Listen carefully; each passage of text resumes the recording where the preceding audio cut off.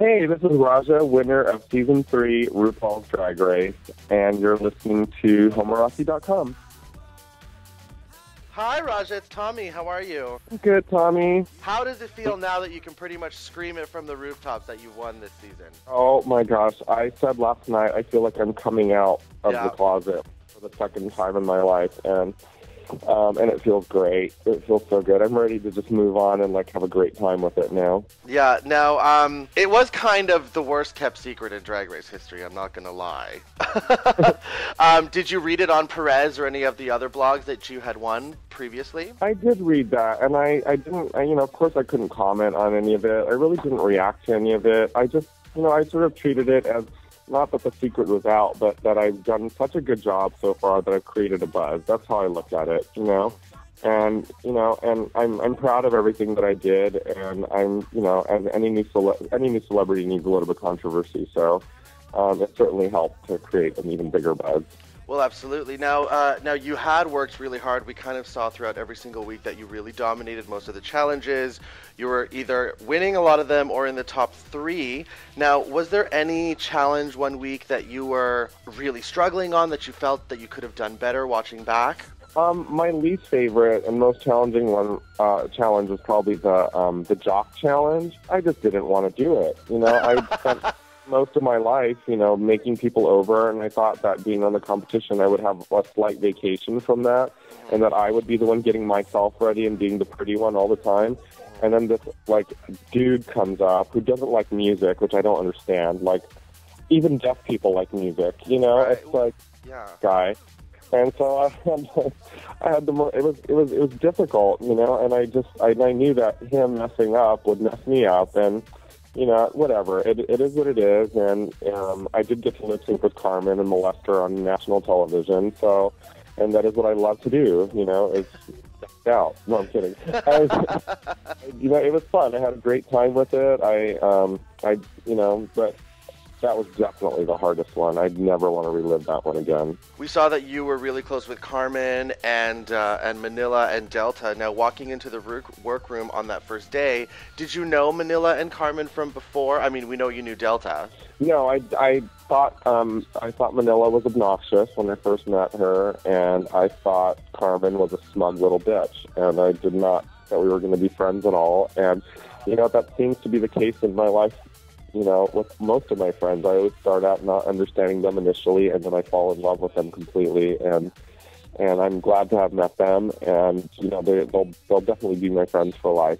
Mm-hmm. Now, who else from the season? I mean, you kind of mentioned in last night's episode that you regretted not getting to know Alexis more. Is there anyone else you kind of wish you got to know more from this season? If it were a normal situation outside of a competition, I would have been friends with all of those people. But people had to leave. And I wish I could have spent more time with India Farah. She's definitely one of the smartest and most talented people I've ever met. I mean, that kid's 24 years old and can sew his ass off and put all that makeup on, and he's so knowledgeable, and I really wanted to spend more time with him, and I couldn't. So Now, speaking of befriending everyone in the room, how are you and Shangela doing now?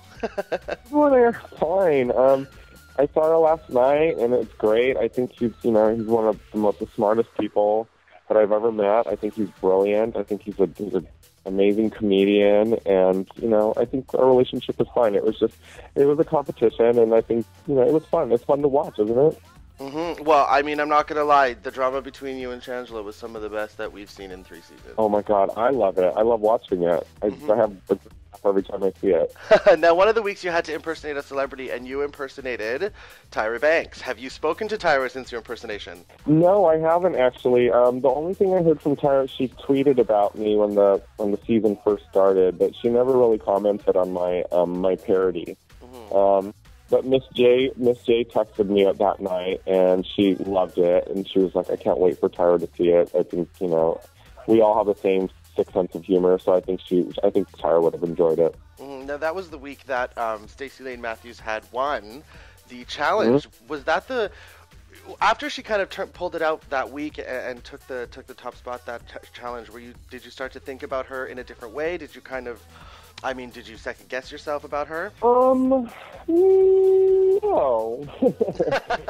You know, I think she did a great job, you know, but I mean, I was glad to see her really start to come out of her shell, and knowing Stacey now, I realize that she is a really funny and silly and brilliant person, and, you know, I think she did a great job, but the entire time I think there was a few people in my head that I was really kind of worried about, that I was competing with, and at that time, Stacey wasn't one of my worries, to be honest with you. Who were the people that you were competing with in your head? Who did you think was going to be your biggest competition this season? I think definitely Manila and Shangela, of course. I think her personality really shines, and I thought that was going to be her, you know, her ticket into winning the competition, and Delta, because I think Delta has the same, you know, we're both, you know, we have the same sort of thought process about things sometimes, so I thought that Delta was definitely going to be there with me. Mm-hmm. And I thought that was a great story to the two best friends who come from the same. So what's next from you? I mean, we know you're going to headline the Absolute Tour,